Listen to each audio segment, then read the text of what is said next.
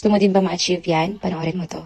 Ganda ng legs ni ma'am. Uy, thank you so much. I appreciate that. Kaya naman, isi-share ko po sa inyo ang secret ng aking legs. Hindi siya perfect ha, pero maganda po siya tignan. So, ito po yung aking legs. Hindi naman po siya masyadong maputi, pero makinis po siya. And nasa reflection po ako ng araw para makita nyo yung totoong skin ko. So, ang ginagamit ko po dito talaga, honest to goodness, Kojic Papaya Soap, sunflower oil, and then instant whitening lotion. Oh my god, this is really good. Especially in the morning nyo siya gagamit kasi napaka-glowing po ng skin niyo. Then, I will show you how I use it, okay?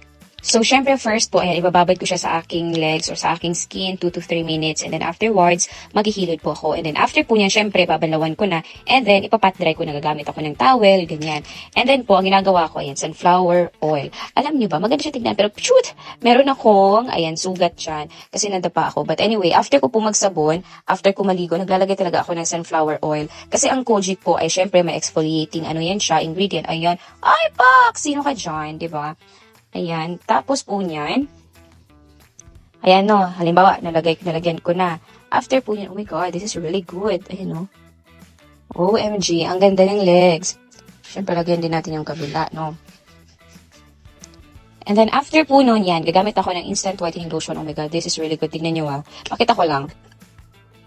Yan. Oh my goodness. Sobrang ganda nito talaga. Napaka-glowing ng skin mo. Tapos hindi siya nagwa-white kasi. Ayan no, ang ganda. Sipin nyo, nasa direct sunlight ako para makita nyo talaga ang natural skin ko. Ayan, maganda talaga yan siya. Wait, ayusin natin. Ayan. Yun, di ba? Ang ganda niya.